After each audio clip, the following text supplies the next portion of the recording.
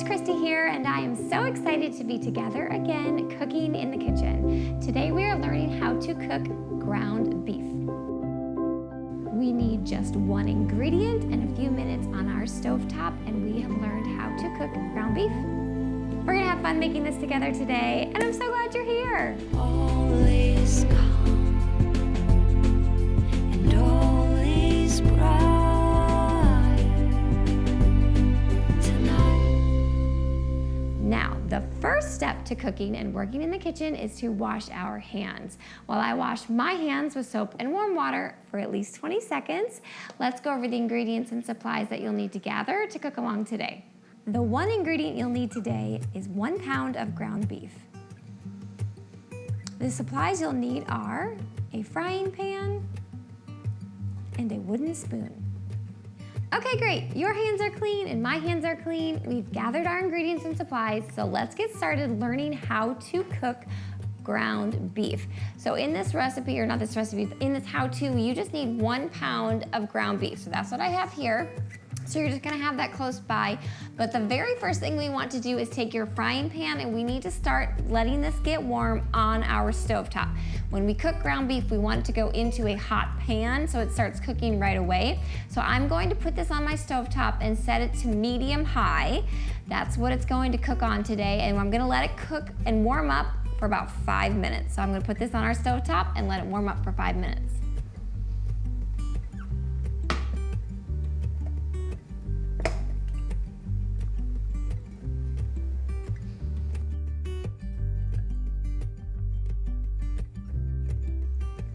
All right, friends, so our pan has been warming up for about 5 minutes on our stovetop on medium high. So now we get to just start cooking our ground beef. So you're gonna go ahead and grab your 1 pound of ground beef. You're gonna wanna make sure it's open already, so either you can take the corner if yours is in a package like mine and just pull it back, or if you need to take like a sharp knife and cut the plastic carefully, whatever you need to do to get your ground beef open, because I'm just going to take it right from this package and put it in my pan when we start cooking. So you've got your 1 pound of opened ground beef. I'm going to grab my wooden spoon and let's head to the stove.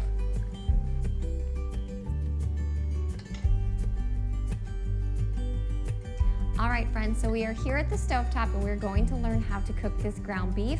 Now, one thing is I have my hand to the middle of the stove so that way it doesn't accidentally get knocked off. So it's always important to have your hot pans, the handle facing towards the inside of your stove.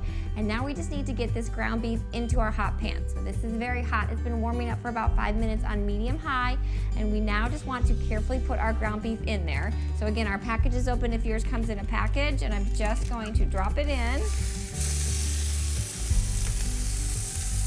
Now I'm going to take my wooden spoon and we're just gonna start breaking it up into little pieces. And that's basically how we're going to cook this the whole time. We just want it to be broken up into small little pieces. So let's do that.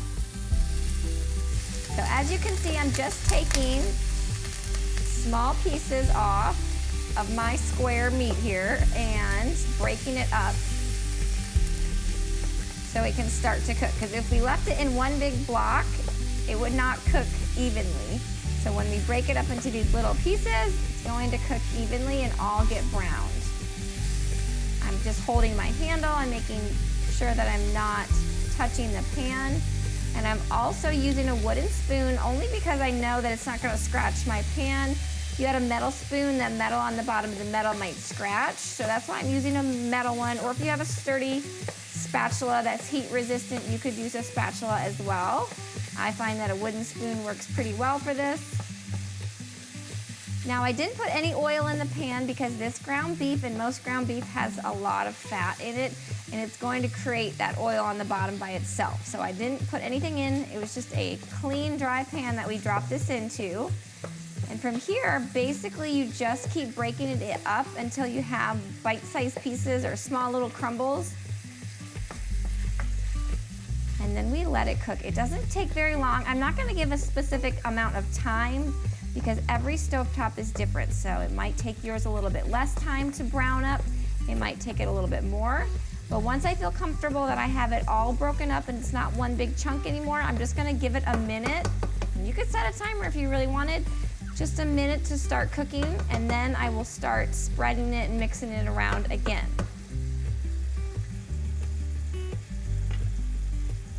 Now again, this is just a basic how to cook ground beef. I'm not going to put any seasonings on it, because from here you can really use this in any recipe. Maybe you just put some salt and pepper on it and you put it in some spaghetti, or maybe you end up putting taco seasoning on it and then you put it in tacos. Maybe you brown it up to put it in lasagna. There's so many options, but this is just a good how-to video in case you've never cooked ground beef on the stovetop before and you just need to know basically how to do it from start to finish and what it should look like when it's done.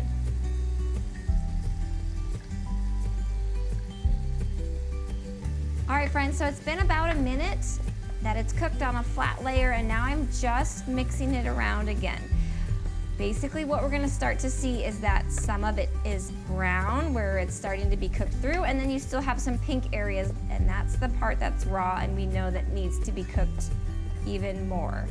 So I'm just giving this a quick stir. You can even shake your pan carefully a little bit. This doesn't take very long on medium-high heat. And there is a lot of fat at the bottom that kind of creates that liquid down there, so you want to make sure that you just stir it slowly so you don't splatter any grease on yourself. But once I feel like I've got it stirred well, I'm just going to put my wooden spoon to the side again and just let this cook for about another minute, and then we'll stir it up again.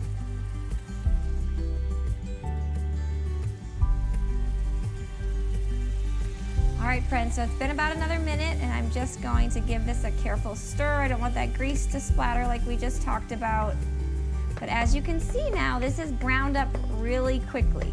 And again, depending on the type of beef that you're using, there's different fat percentages. So maybe if yours is more of like an 80-20, then you're gonna have a bit more grease. If it's more of a lean ground beef, you can even have like a 97% to 3%, then you're gonna have less grease on the bottom. So when we're done cooking this, you always have the option to strain your beef. So you would take a colander or a strainer, set your colander in the sink, and just pour your ground beef in, and then all that grease goes down the drain. But sometimes if you have like a lean beef, you can end up using all the grease as you cook it, and you don't have to strain it. Most of the time when I cook ground beef, I don't actually end up having to strain out the grease, but just know that that's an option. But today's how-to is just to know how to cook it and what it looks like when it's done. And now you can see I'm pushing my meat around and everything looks to be brown. So that's how it's going to look. It's going to look a brown color because we are browning the ground beef. I don't see any pink in there. Now, ground beef should be cooked to 160 degrees. That's the internal temperature. So if you really wanted to double check and you have a meat thermometer, you could find the biggest chunk of ground beef that you have in your pan. Once we take it off, you can put a meat thermometer in there, and as long as it's to 160, that you know that it's cooked through. But the good thing about cooking ground beef and turning it into tiny crumbles is that it cooks rather quickly, and as long as we see that brown color and we're not seeing any pink in the pan, we can be pretty sure that it is cooked all the way through. So what I'm going to do now is I'm going to turn off my burner, very important first step, and I'm going to carefully take my hot pan off of the stove and put it on a protected surface. So I can put it on my cutting board. Maybe you need to put it on a pot holder. We just want to give that meat a chance to cool down, the grease to stop splattering before you decide to put it in whatever you're going to make for your recipe. So I'm going to carefully grab the handle, bring this over to my workspace, and let it cool down.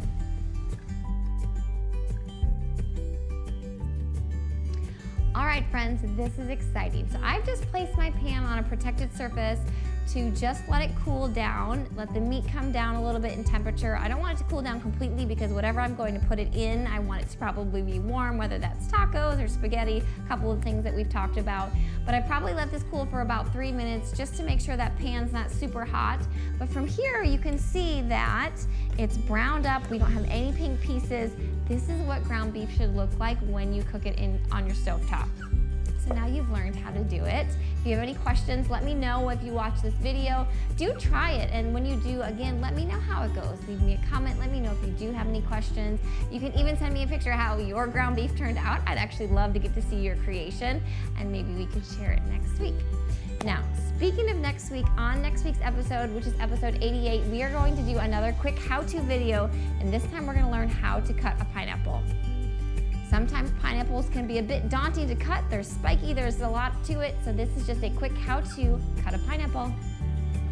In order to cook along and learn how to cut a pineapple next week, these are the ingredients, or just the one ingredient that you'll need to have in your kitchen to be ready to cook along.